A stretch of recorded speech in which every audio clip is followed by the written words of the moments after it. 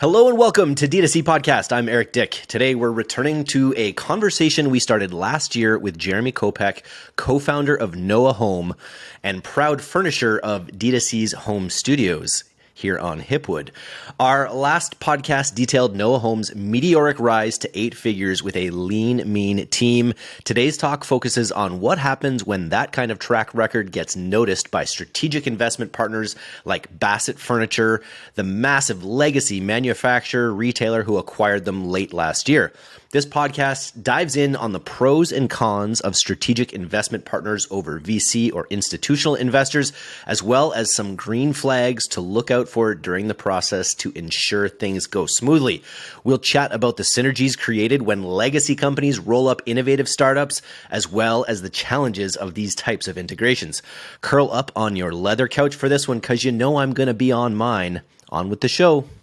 We met with VCs and felt that conversation was not what we were looking for, like growth at all costs. We are a bootstrap company and we always wanted to focus on healthy unit economics and so on. We actually never had capital in the sense that we never raised money prior to selling the business. It's been a tumultuous past 2 years. A lot of our competitors have deeper pockets, fundraised in 2019, 2020, 2021. We actually started to see headwinds earlier than our peers on the basis that we always were working with our own, resources. Unfortunately, in our space, some of the most incredible brands that we've always looked up to have unfortunately not been able to overcome some of the headwinds from the past year or so.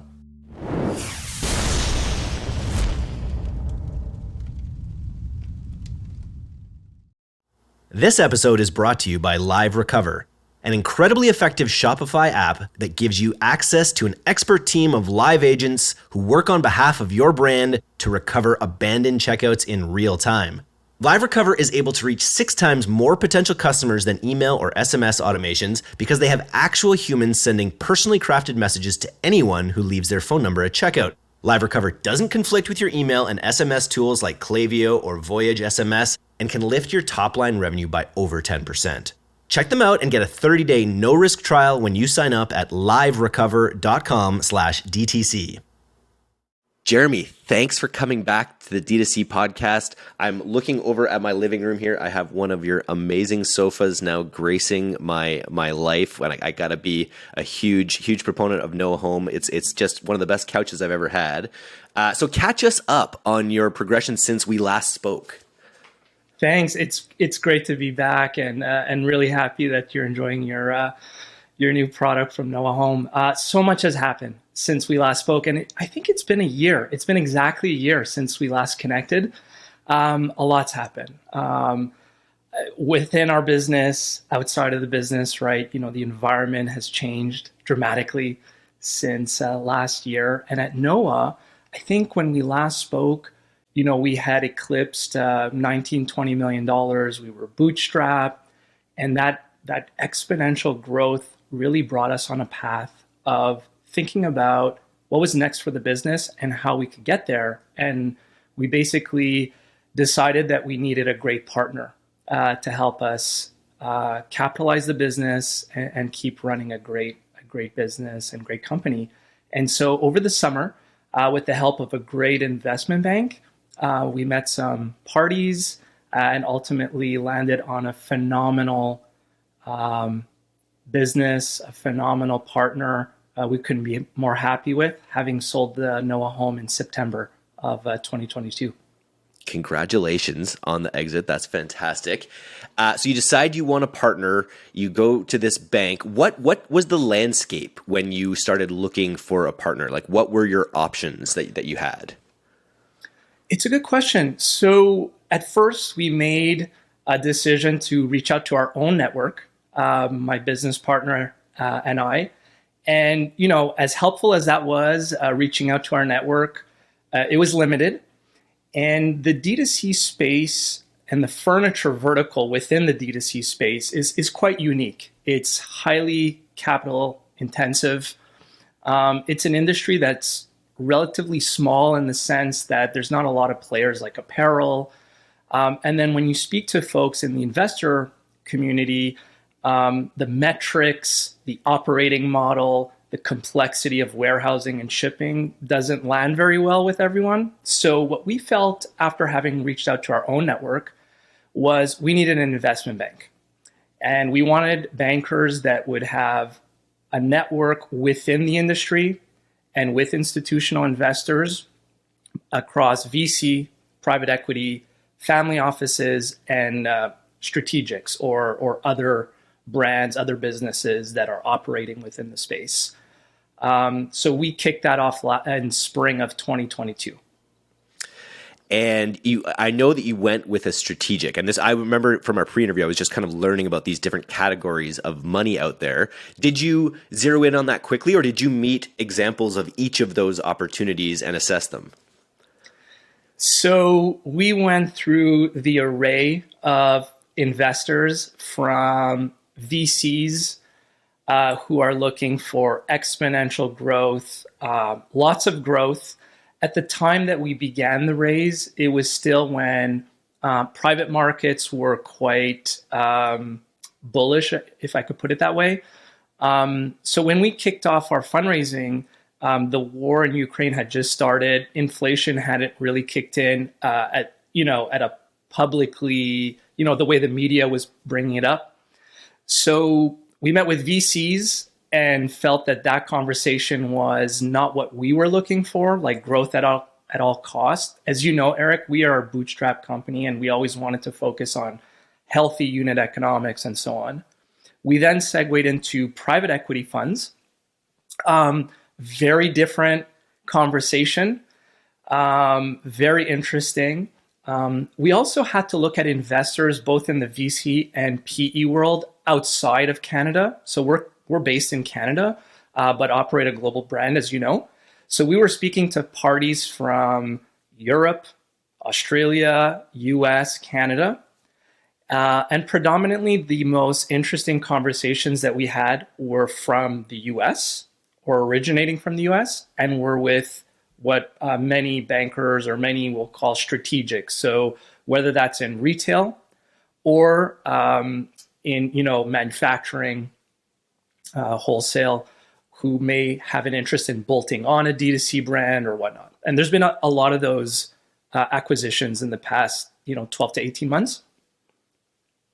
And what was very different for Noa Home within the furniture space is that we actually never had capital, in the sense that we never raised money prior to selling the business. And as you know, it's been a tumultuous past 2 years. So a lot of our competitors who have deeper pockets, who fundraised in 2019, 2020, 2021, and had some runway, we actually at Noa started to see headwinds earlier than our peers on the basis that we always were working with our own resources. And unfortunately in our space, luckily for us, but unfortunately for some of the most incredible brands that we've always looked up to, Made.com and others, have unfortunately not been able to overcome some of the headwinds from the past year or so. So we're very, very grateful to have kicked off that process when we did. And to be profitable and bootstrapped and have a good handle on your unit economics before you went in that process, right? I imagine being a profitable bootstrap business was massively helpful in the process, even against the headwinds. So there of course been periods where we were not, others where we were, but by and large, we've always run a very lean business. Again, you probably remember the story. We grew $50,000 into about $20 million of business with only about 5 employees in 4 countries in 4 or 5 years. That level and that rate of growth was very hard, very taxing personally and for the team. And during the last 12 months, it was exceptionally difficult, Eric, due to mainly the supply chain, which is a subject that's come up with many guests on podcasts and beyond, where furniture, especially because the goods are so big, had to eat up so much freight from Asia, where most of the goods at the time that we were buying originated from. Very difficult to say the Those least. container costs fluctuated wildly over the past couple of years. They did. They went from an average of about $2,000 to $3,000 from Asia to most ports in America to up to $30,000. The amount of margin erosion can't be captured properly on this podcast. It was very, very difficult. And the consumer, of course, couldn't take on, those price increases. Yeah. And then in Canada, in our industry, a number of tariffs came into play during the last 2-3 years. And so that also altered, the landscape for a lot of companies importing goods, which was, just another thing to add to, inflation, supply chain, consumer pullback, and so on. So with this background, you go to the market to look for funding. You settle on strategic investors. Let's talk about the actual suitor who came in and bought, and why they've been such a good fit. Yeah. So I guess the first reason to go with a bank, one is to have to understand our business. Everything within the financials, within the landscape, the environment. So that's number one, really understanding us, who are selling the business. I think the second thing that the bankers brought was a network of potential suitors, buyers. And then the third is to create, a dynamic where there's bids that are interesting for all parties. So that's like, kind of at the outset. And through, countless conversations, we've inevitably met a handful of strategics, one of which was truly amazing. And so we met them last summer, both in Montreal, where we're based, and where they are based in the United States. A number of different meetings, getting to know each other on a personal level, as well as understanding our business, the vision that we had at Noa, and how it could integrate well into theirs. And again, as I was kind of mentioning, there's been a lot of changes in the furniture industry. So Vietnam surpassing China as the primary exporter. The supply chain and the cost of freight, Eric, has dramatically forced a lot of companies in this space to think about sourcing locally or manufacturing in the United States or Canada for their North American operations, and so on. And so we, in the conversations that we had with the buyer, we felt that there were so many incredible synergies aside from growth, which were manufacturing locally, being able to leverage their experience and expertise. The company's over 100 years old. Explore new distribution channels, retail, wholesale, and beyond. So we felt that was very compelling. And those are things that don't traditionally come with, VC, private equity, aside from a check. Are we able to name them? Are we able to talk about who it is? Yes, it's public. It is a publicly traded company, Basset Furniture. Basset Furniture, which has been around for, I'm looking at this one, it's been around since 1902, and it's a publicly traded company. Amazing. It is. And they are phenomenal people. I can't, overstate that. And I think something gets missed, whether that's on Twitter or LinkedIn or in the press, when companies sell their businesses, there's a lot left unsaid. What the founders are looking for, what the buyer is looking for. Not everyone wants to just grow at all costs. Sure, there's, financial rewards, but there's so much more to this. And so we're really happy to be part of this company and see a really exciting future. And it seems super strategic. You've got this company that has this amazing distribution footprint, probably throughout the United States, maybe around the world. And then you've got your, operation, which is really strictly D2C. Is that correct? Do you have a warehouse, or do you have retail locations as well? Or are you entirely D2C? We had a retail shop in Singapore pre-pandemic. We did close it during the pandemic, due to regulation. It was great. And in the furniture space, having a place to touch and feel and try, baskets of, $1,800 on average really bumps up the conversion rate. We did close that. And so partnering with the right acquirer was something that, was important to us to say, hey, could we expand beyond the digital space? And they probably had very little digital footprint, being a company that's been around since 1902. Is that right? So Bassett historically is a manufacturing company. They do have, I may not get this number right, but close to 100 retail locations across the United States. And they are online, but certainly they are more, fundamentally they are a manufacturer and a retailer. And e-commerce is certainly a newer channel, a newer platform for Bassett. Whereas for us, we're pretty much strictly D2C. Yeah, what a great strategic fit.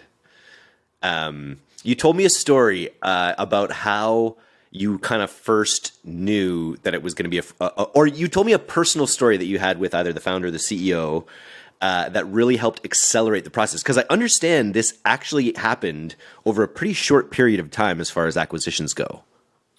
It did. I think, again,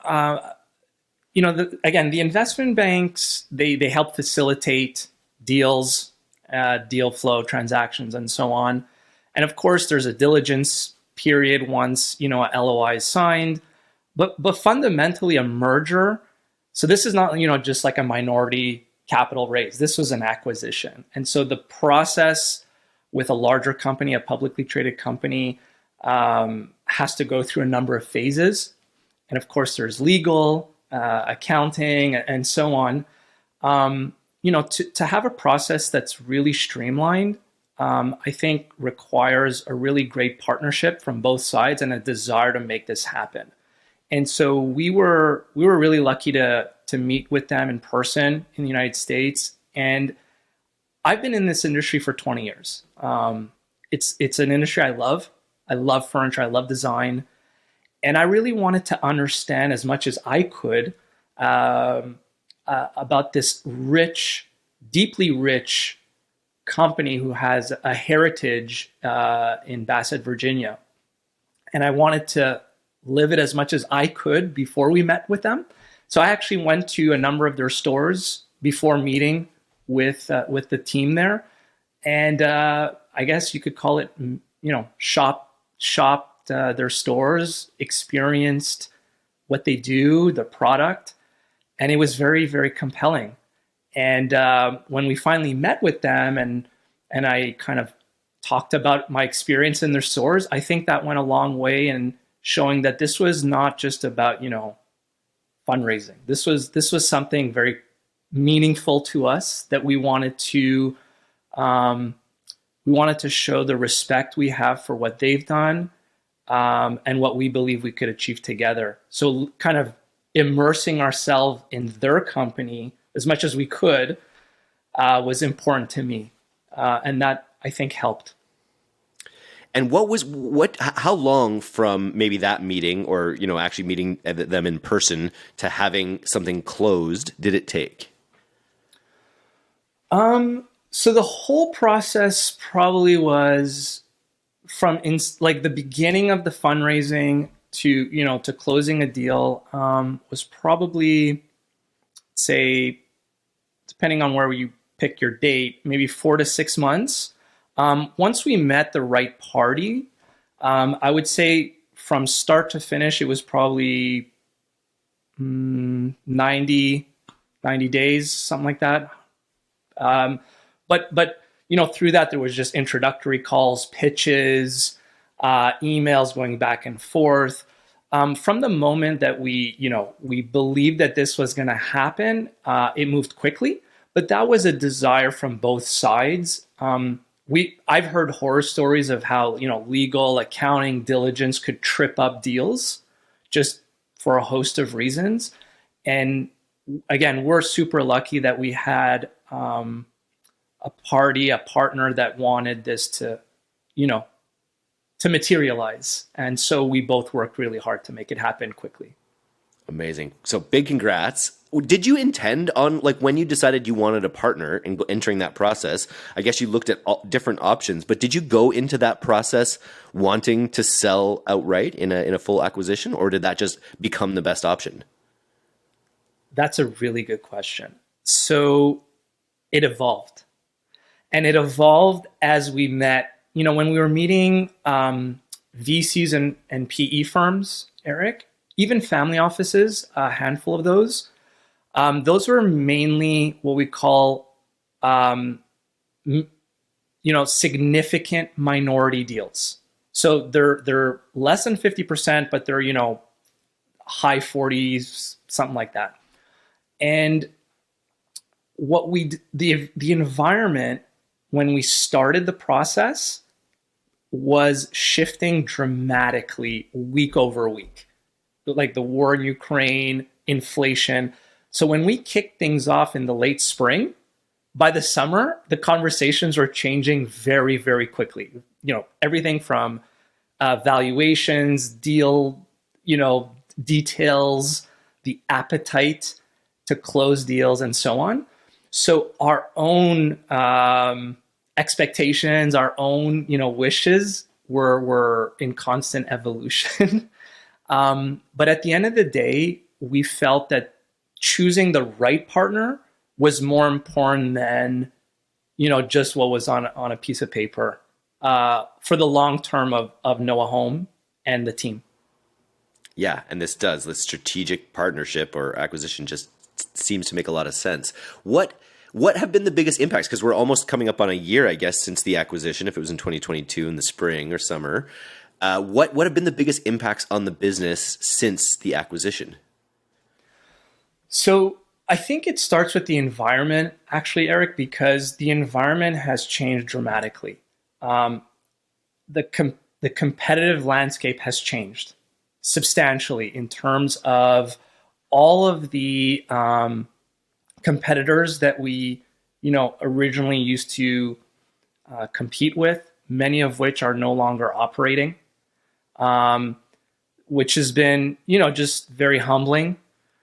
Two is consumer demand has pulled considerably, especially for high ticket items. So at Noa, our AOV is about, $1,800 in Canada. And so we've seen that, hit basically the consumer significantly. So how things have changed, number one is we are able to focus on what we do best, which is operating a great business. We have a great partner who obviously there's financial reasons and beyond. So we feel comfortable in what we're doing at Noa, number one. Number two, working within a publicly traded company has forced us to operate with even greater rigor and greater financial rigor. So the requirements from accounting to compliance are significant. To go from a privately owned Canadian business to a business that has to comply with Sarbanes-Oxley and US GAAP and so on, and we're still 7. We're not that many people. Yeah, was difficult, but fundamentally super important for our business, and we're only managing it better and healthier following the acquisition. So that's been huge. It's basically just forced us to become better at what we do in this environment. And then what has bled in terms of like the partnership? Like, is Noa Home now selling in any retail locations at Bassett? Like what has the crossover been in terms of the partnership? So when we prior to completing the acquisition, some of the conversations were about our vision, what was important to Bassett, of course, and trying to find alignment there. And so for the first, I would say 6 months, it was really about, and just to make a small kind of footnote, a lot of businesses within the e-commerce space, I mean, we've seen valuations for publicly traded D2C brands fall by up to 90%. And a lot of companies, not just in D2C, like across the board, have really placed an emphasis on bottom line, unit economics, profitability, whichever way you want to look at that. And so for Noa Home, there were a few priorities that were set together with Bassett. The first was to expand into Western Canada. So we actually didn't at the time have the necessary capital to do so. We don't drop ship. So we actually operate warehouses around the world, and opening another facility in Western Canada with a great 3PL at the time wasn't possible. Following the acquisition, we were able to do that. And thanks to that, we were able to deliver you a couch a couple weeks or months ago. The second was to focus on, as much as possible, on unit economics within all of our 4 countries. The third was to start introducing products from Bassett. So we actually launched a modular sofa made in the United States. So we're really pumped and excited about that.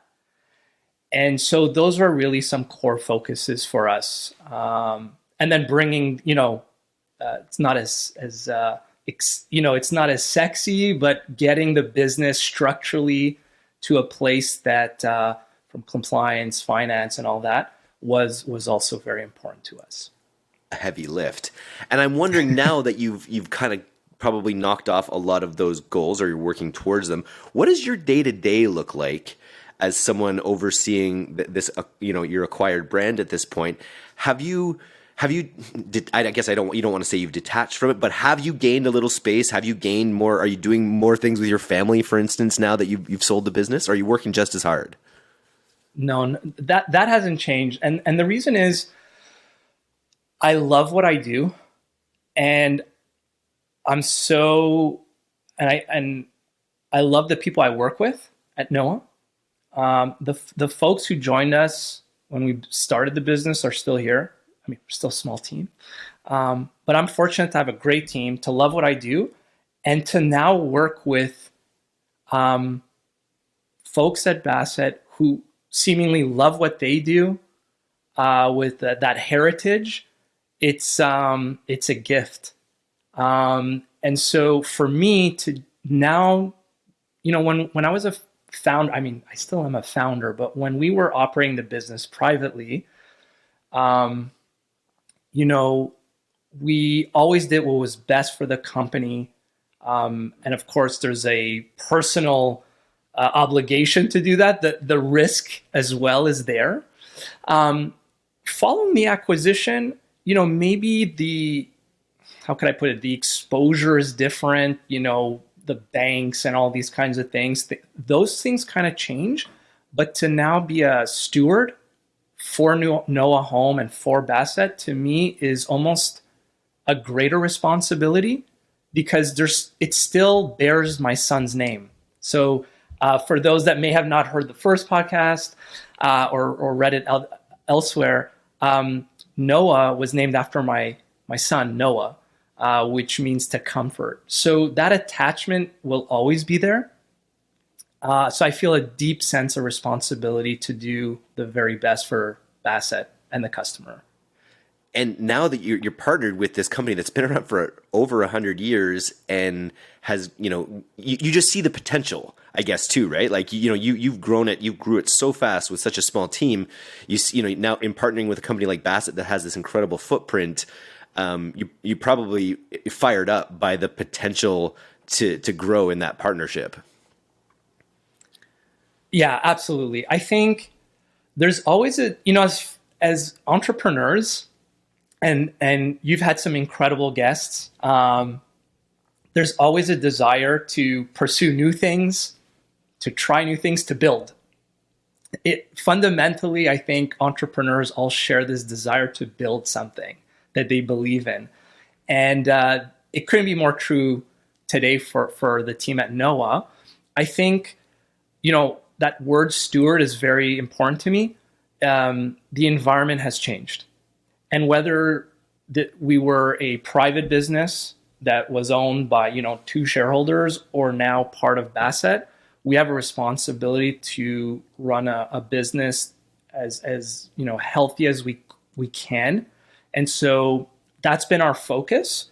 The future is very exciting in the sense that there are a number of channels that have yet to be explored, retail and beyond. We only have, 2-3 core categories. There are so many more categories for the home that we'd love to enter. And there's some really exciting stuff in the pipeline there. And then new markets. So the US is certainly a country we'd love to enter in a very short future. Nice. Well, you'll have to come back on when once you've conquered that. Is there anything you've done, anything you've splurged on either for you or your family to really celebrate this huge win? Vacation. I hadn't taken a vacation in, I think, seven years. And I can't recall if I shared this with you on the first time, but, I started the business with JC, our co-founder, basically the weekend that my son was born, that my father was diagnosed with cancer. And then we ran this business for 7 years. We went through all the things that so many other entrepreneurs went through, the pandemic and all these kinds of things. And it was just 24/7. And I had 2 kids during this whole time. Young kids. And we never took young kids. Yes. Yeah. So my son's now 7. My daughter was born during COVID. Yeah. And we never took a vacation. So, once, things were completed and we felt that, everything was on proper footing, we took a quick short vacation as a family, which was nice. Where'd you go? We went to the Bahamas. Oh, nice. Yeah, that was nice. I'm in this 3-year run on D2C so far, and I've taken a few weekends here and there, and stuff, but I'm looking forward to a proper, a good minimum 10-day, 2-week thing where you can really Did you unplug? Did you unplug and enjoy yourself on your first vacation in 7 years? Well, it's never really been work for me.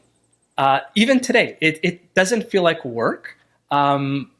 But you kind of force yourself when your kids want to go to the pool or swimming. But you're even if you're unplugged from your email, I feel there's always something going on in our minds. What's next? What can we do? What product can we introduce? Things like that. So, but it was welcome. That's for sure. I one more question about the content too. We talked a little bit about some of the impact that Bassett is having on your business. What have you done seminars on e-commerce, or what has Noa provided back to the parent organization in terms of all of your know-how about digital growth?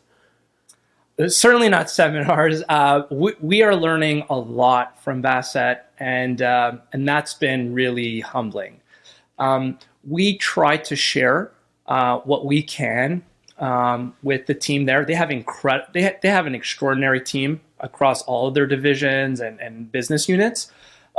What we could bring and what we try to bring is we're international. So we're in Australia, Singapore, UK, Canada. We've of course been in the D2C space for a very long time, both at Noa and prior to Noa. So we just kind of share a lot of data points with them, what we're seeing, whether that's what are CPMs in Australia, what are various conversion rates around the world, what are trends that we're seeing with customers, how do we manage 3PLs and logistics in all of these geographies. And we share this knowledge, not in the sense that we have, we're ahead, but more so to give maybe a bigger aperture to the Bassett team. And then likewise, they're able to share with us what they're seeing as a large organization, a far larger organization than Noa, whether that's digital or outside of e-commerce, so retail, manufacturing, and so on. But what we try to do on a weekly basis is share what a lot of your audience would talk about, ROAS, media efficiency ratios, things like this that don't typically creep up in a more traditional organization.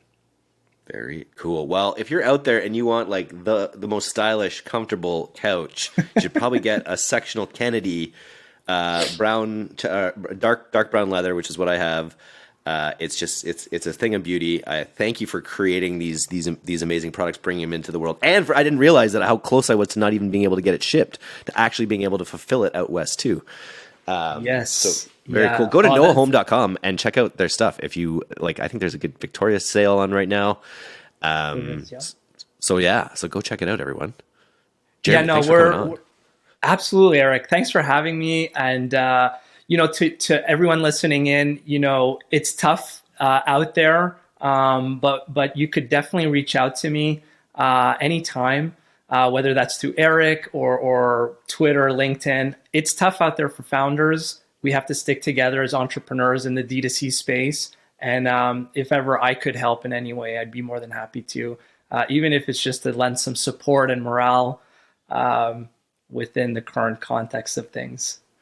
Yeah. And I think, your experience going through this evolving process over just specifically these past years, and to get such a great outcome that you're so thrilled with, not only for what you were maybe able to take off the table, but also for what you're able to kind of do going forward. It seems like a really great situation for you. So I'm really happy. We're super lucky. We're super lucky to be part of this great organization. So I really hope this story resonates and is helpful to your audience. Nice. Thanks, brother. Talk to you again soon. Take it easy. Bye.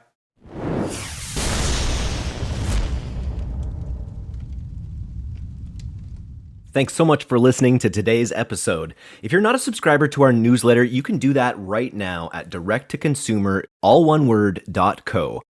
I'm Eric Dyck, and this has been the D2C Podcast. We'll see you next time.